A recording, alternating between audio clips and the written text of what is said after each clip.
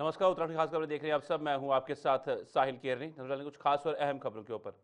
देहरादून में सूचना एवं संचार प्रौद्योगिकी सक्षम सेवाओं का आज शुभारंभ हुआ।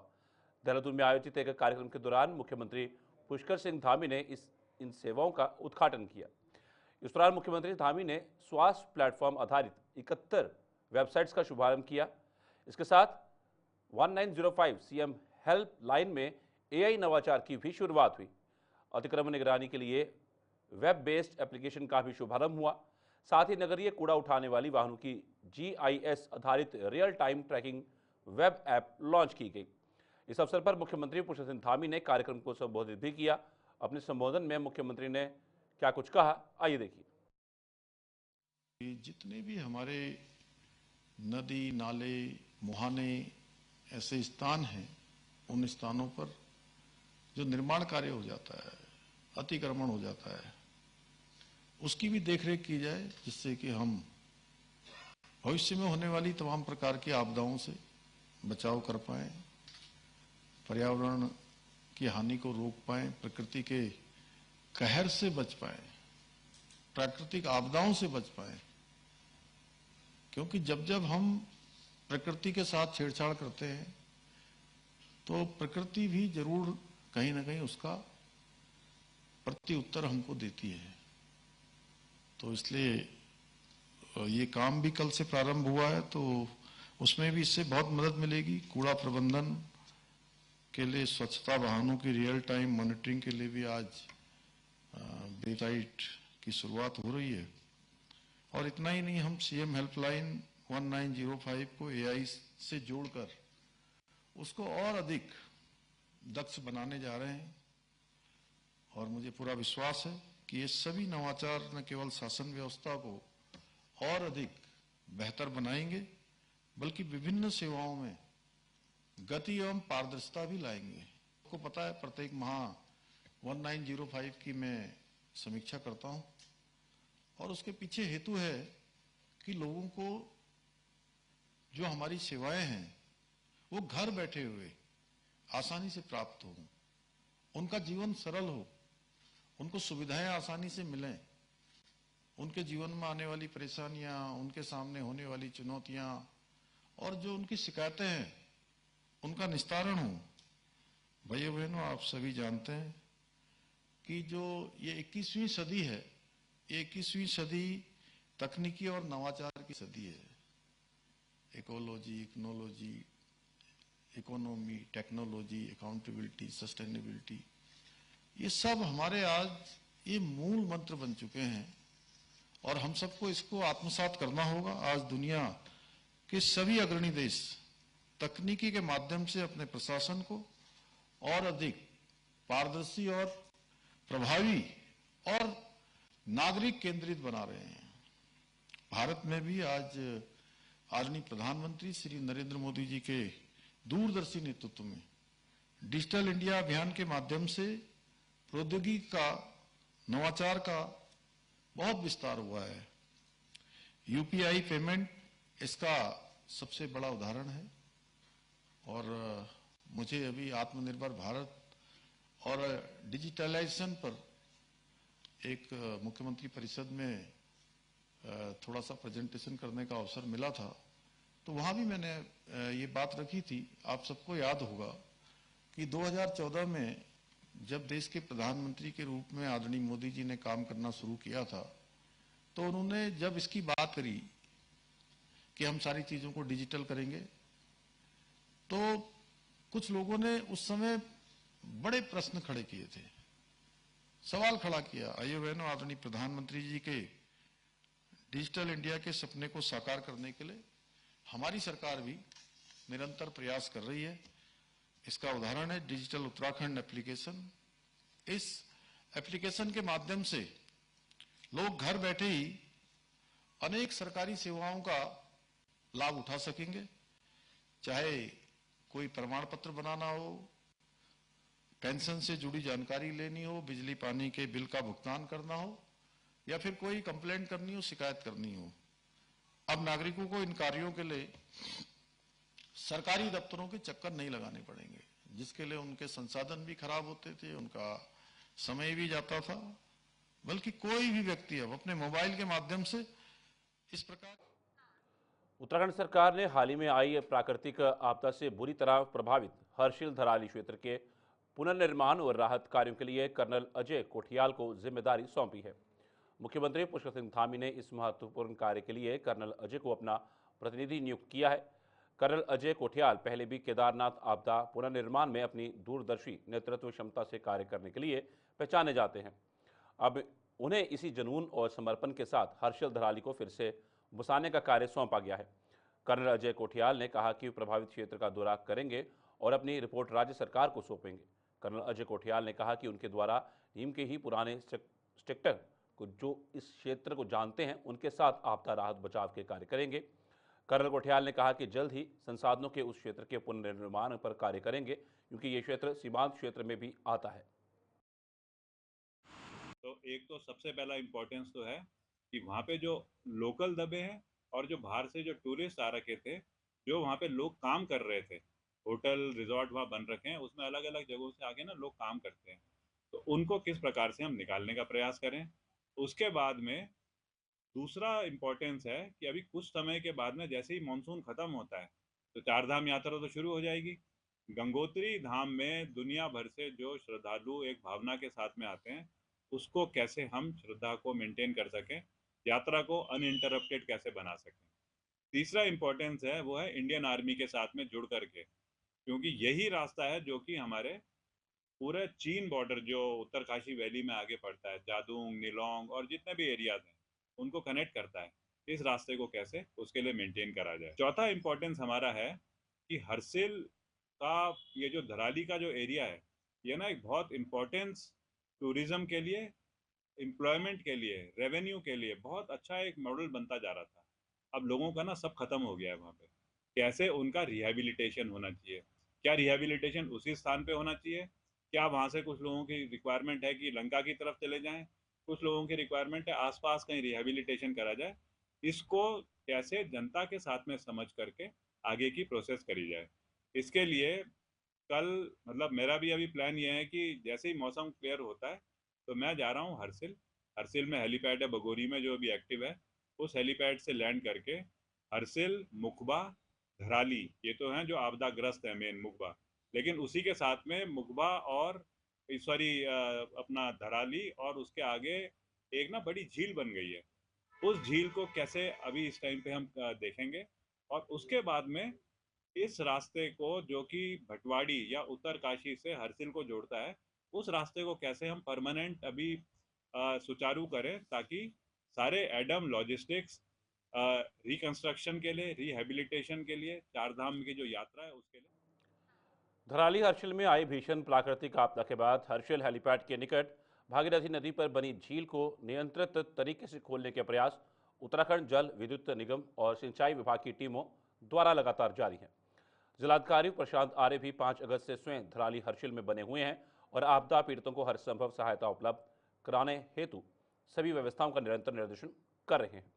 हर्षिल हेलीपैड पर भागीरथी नदी पर बनी झील को मैनुअल तरीके से खोले जाने वाले स्थान पर जिलाधिकारी द्वारा लगातार निरीक्षण किया जा रहा है। हेलीपैड पर बनी झील को मैन्युअली पंचर करने का प्रयास कर रहे कार्मिकों के साथ हाथ बटाने में स्वयं जिलाधिकारी लग गए और लगे रहे कार्मिकों का हौसला बढ़ाते दिखाई दिए। इससे झील खोलने में लगे कार्मिकों में उत्साह दिखाई दिया। गौरतलब है कि हर्षिल हेलीपैड पर बनी झील को नियंत्रित ढंग से खोलने के प्रयास निरंतर जारी हैं। मौसम विभाग ने उत्तराखंड में आज भी भारी बारिश का अलर्ट जारी किया है। मौसम विभाग द्वारा आज प्रदेश के 8 जनपदों में भारी बारिश का अलर्ट जारी किया है। विभाग द्वारा देहरादून, टिहरी, पौड़ी, चंपावत, उधम सिंह नगर और रुद्रप्रयाग, नैनीताल, हरिद्वार और बागेश्वर में भी भारी बारिश की संभावना जताई गई है। मौसम विभाग की भारी बारिश की चेतावनी के मद्देनजर प्रदेश सरकार ने 8 जनपदों में स्कूलों में छुट्टी का आदेश जारी किया है। कक्षा 1 से 12वीं तक के सभी शैक्षणिक संस्थानों और आंगनवाड़ी केंद्रों में अवकाश रहेगा। मौसम विभाग की ओर से चमोली जिले में अगले 5 दिनों तक भारी बारिश की चेतावनी के कारण सभी ट्रैकिंग रूट पर 15 अगस्त तक रोक लगाई गई है। इस कारण विश्व धरोहर फूलों की घाटी पर्यटकों के लिए बंद रखी गई। साथ ही हेमकुंड साहिब की यात्रा भी बंद रखी गई, जिसके चलते घांगरिया में बड़ी संख्या में यात्री और पर्यटक रुके हुए हैं। मौसम विभाग की ओर से चेतावनी जारी की गई थी, जिसके चलते प्रशासन ने एहतियातन ट्रैकिंग रूटों को 15 अगस्त तक के लिए बंद कर दिया है। अब फूलों की घाटी जाने के लिए पर्यटकों को लंबा इंतजार करना पड़ेगा। साथ ही हेमकुंड साहिब की यात्रा पर भी रोक लगाई गई। हेमकुंड साहिब की यात्रा और फूलों की घाटी पर रोक लगने से घांगरिया में करीब 300 यात्री और पर्यटक रुके हुए हैं। रुड़की के भगवानपुर विधानसभा के पोहाना गांव में नेशनल हाईवे के अंडरपास के नीचे जल भराव के कारण बदतर हालत बने हुए हैं। भगवानपुर से कांग्रेस विधायक ममता राकेश नेशनल हाईवे के अधिकारियों के साथ मौके पर पहुंची और हालत का जायजा लिया। मौके पर मौजूद स्थानीय लोगों से उनकी काफ़ी नोकझोंक भी हुई। मीडिया मौके पर पहुंचकर स्थानीय लोगों भगवानपुर विधायक से बातचीत की। मीडिया से बातचीत के दौरान विधायक ने इस समस्या का ठिकरा नेशनल हाईवे के अधिकारियों पर फोड़ा। उन्होंने धमकी दी कि अगर 3 दिन में समस्या का समाधान नहीं हुआ तो वे धरना प्रदर्शन करने पर मजबूर हो जाएंगी।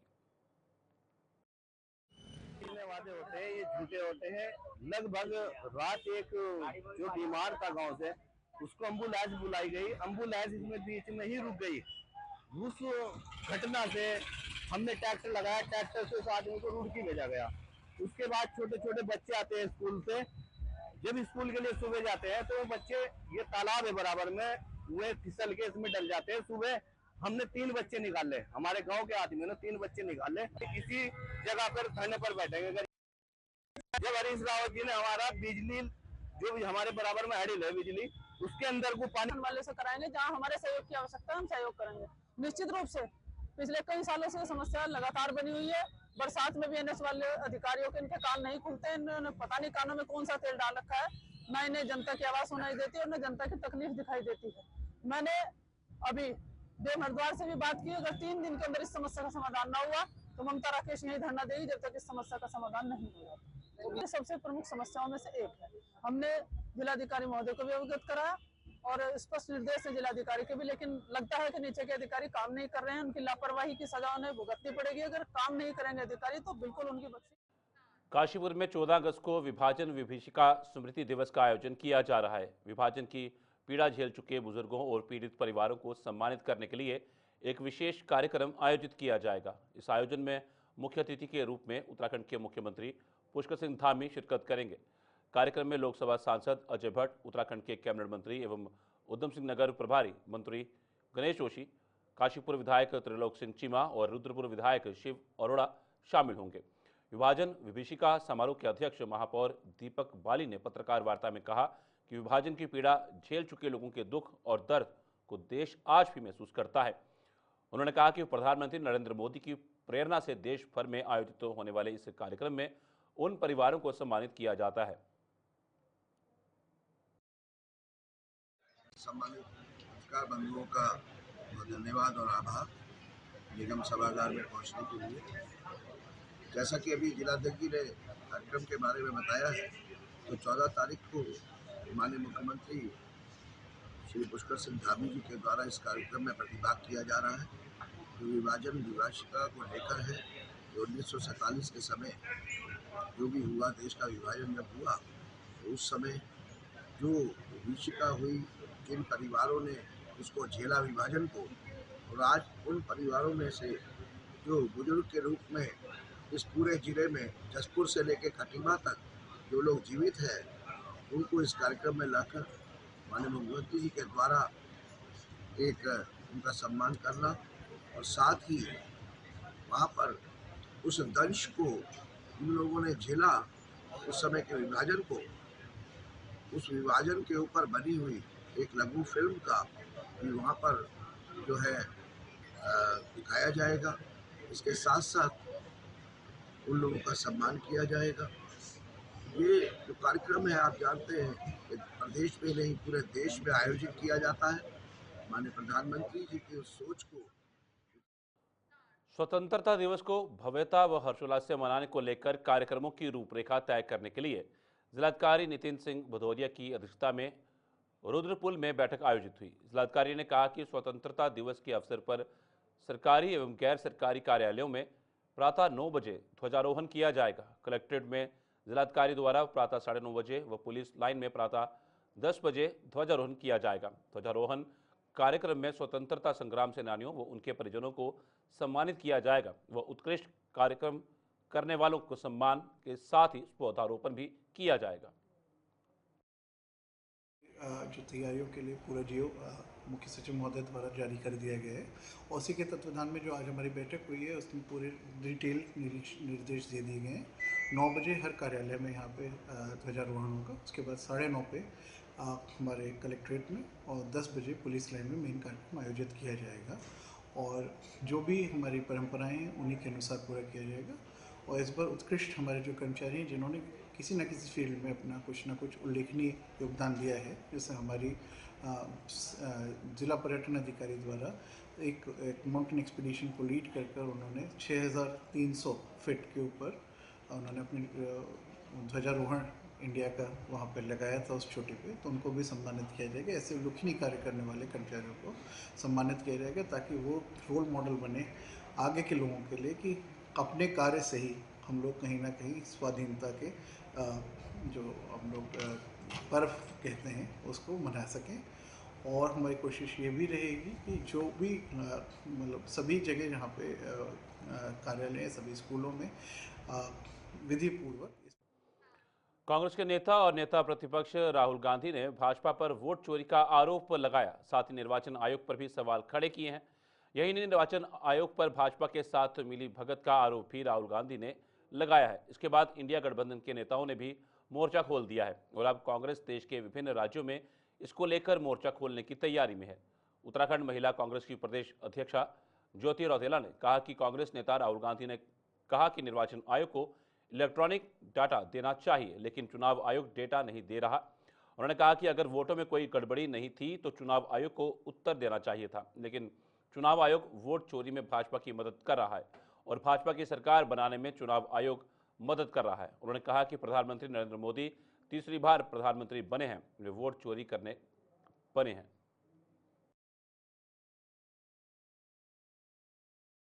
जो इस देश का निर्वाचन आयोग है वो पूरी तरीके से राजनीतिक का फैला रहा है। राहुल गांधी जी ने उनको बोला कि आप हमें इलेक्ट्रॉनिक वोटर लिस्ट दीजिए।